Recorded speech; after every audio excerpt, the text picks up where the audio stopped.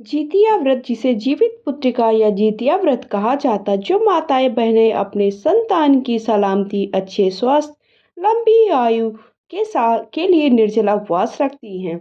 जितिया व्रत के नाम से इसे जानते हैं, कई लोग इसे जीमूतवाहन व्रत भी कहते हैं। इस दिन माताएं भगवान जीमूतवाहन की विधि विधान से पूजा करती हैं।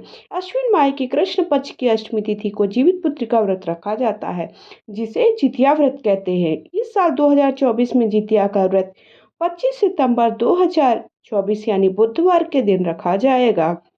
तो देखिए, ये व्रत आपको कैसे रखना है। तो एक दिन पहले नहाए खाए रखना होता है, फिर दूसरे दिन निर्जला उपवास रखा जाता है, तीसरे दिन इसका पारण किया जाता है। सबसे पहले आप नहा धोकर स्नान वगैरह कर लीजिए। उसके बाद सुबह की पूजा देखिए नॉर्मल ही होती है, फिर ये पूजा शाम के वक्त की जाती है। तो सबसे पहले आप चील, जीमूतवाहन देवता और साथ ही साथ सियारिन, जिन्होंने पहली बार व्रत रखा था, तो इन तीनों की देखिए जैसे भी आपसे आकृति बने वैसे आप बना लीजिए। तो मिट्टी से इनकी या फिर आप आटे की मदद से भी इनकी कोई भी आकृति बनाना है। इनका देखिए ऐसा समझ में आना चाहिए कि हाँ, आपने जीमूतवाहन या चील और सियारिन बनाया है। नहीं बनता तो आप पिंड भी 3 पिंड रख करके भी पूजा कर सकते हैं। तो वैसे देखिए, पान के पत्ते पर मैंने रख कर दिखाया है, वैसे तोरई के पत्ते पर रखा जाता है। लेकिन अगर तोरई के पत्ते नहीं मिलते तो पान के या फिर आप केले के पत्ते पे भी रख सकते हैं। आज के दिन कलश की स्थापना अवश्य करना चाहिए। तो मैं इन तीनों को देखिए पान के पत्ते पर स्थापित कर दिया। मेरे से जैसे आकृति बनाई है मैंने बनाने का प्रयास किया अच्छे से अच्छा। और उनके भाव जो है वो आपके सही होने चाहिए कि आप वही बना रहे हैं, उन्हीं को पूजन में आप शामिल कर रहे हैं। उसके बाद कलश की स्थापना कर लीजिए। तो कलश आपको देखिए एक तांबे का या पीतल का एक कलश ले लीजिए। उस पर कंठ भर जल भर के कंठ में आपको मौली लपेट देना है। उसके बाद पंच पल्लव लगा करके जो जल भरा है, जल में आपको 5 चीज़ें जैसे कि अक्षत और हल्दी, सुपारी की गांठ, एक का सिक्का और एक पुष्प आपको रख डाल देना। उसके बाद उसके ऊपर पूर्ण पात्र रख करके अक्षत रख दीजिए और मैंने दीप प्रज्वलित कर लिया है। नीचे मैंने देखिए अष्टदल कमल बनाया है अक्षत की सहायता से। उसके बाद मैंने गणेश जी को स्थापित कर लिया, उन्हें भी पान के पत्ते पे ही स्थापित कर लिया। अभी सबसे पहले हम उनका पूजन करेंगे। सब सर्वप्रथम आप गणेश जी का पूजन कर लीजिए। शुद्ध जल के छींटे दे करके आप उन्हें दो मौली रोली लगा दीजिए, हल्दी कुमकुम लगा दीजिए, उस अक्षत लगा दीजिए। उसके बाद उनको पुष्प समर्पित कर दीजिए। साथ ही साथ आप अगर आपको गुड़हल का पुष्प मिल सके तो गुड़हल का पुष्प समर्पित कर दीजिए और दूर्वा चढ़ा दीजिए। उसके बाद हमें उन्हें जनेऊ चढ़ा देना। जनेऊ नहीं है तो आप इस तरह से सूत से भी जनेऊ बना सकते हैं और उन्हें वस्त्र के भाव से कलावा समर्पित कर दीजिए। सर्वप्रथम आप गणेश जी का पूजन कर लीजिए। उसके बाद आप जो आपने जीमूतवाहन, चील और सियारिन की जो भी मूर्ति बनाई है, ये आप देखिए बाजार पर भी आसानी से मिल जाती है। लेकिन अगर आपको बाजार से नहीं मिल पाती है तो आप घर पर, फिर उसके बाद आप कलश का पूजन भी इसी प्रकार से कर लीजिए जैसे आपने गणेश जी का पूजन किया। इस बार अश्विन माह की जो कृष्ण पक्ष की अष्टमी तिथि है वो 24 सितंबर को 12:38 पर दोपहर से शुरू हो जाएगी और 25 सितंबर को 12:10 पर समाप्त हो जाएगी। तो ऐसी मुदीय तिथि में व्रत रखा जाता है। तो ये व्रत 25 सितंबर बुधवार को रखा जाएगा।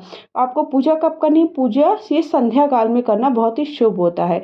जितिया व्रत में भी छठ पूजा की तरह ही पहले नहाए खाए की परंपरा होती है, उसके बाद हमें पूजन करना होता है।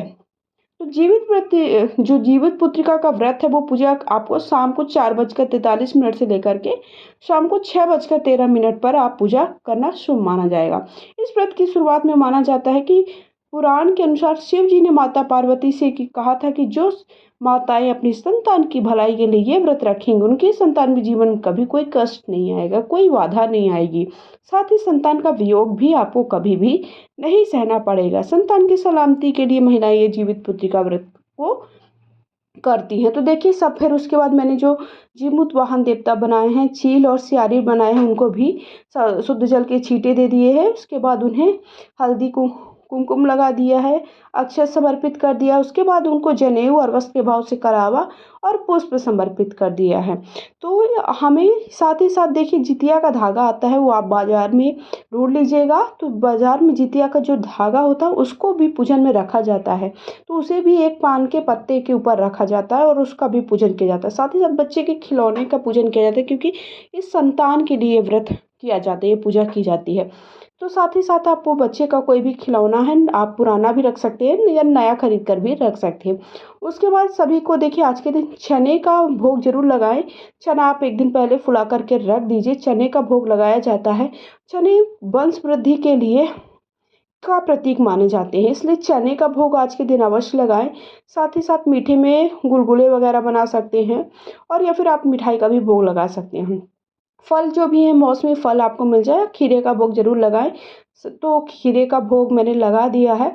उसके बाद हम धूप दीप से आरती कर लेंगे और धूप दिखाने के बाद हम देखिए इस तरह से जितिया कहलाती हैं।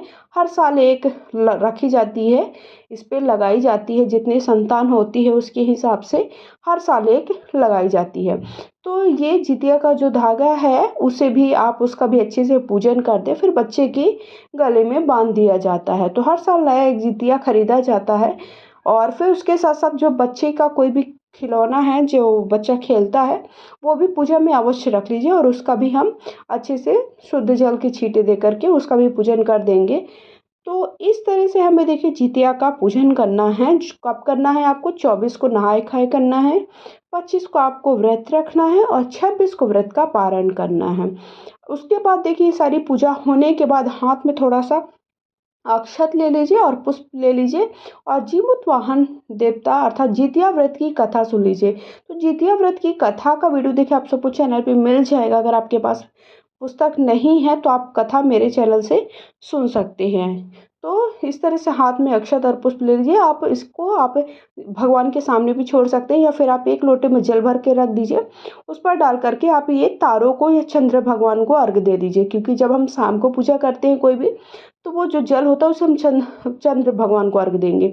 अगर आप सुबह कोई भी पूजा करते तो उससे सूर्य भगवान को अर्घ दीजिए। उसके बाद अंतिम में इस तरह से आप कपूर से या फिर बत्ती से, घी की या तेल की बत्ती से आरती कर लीजिए।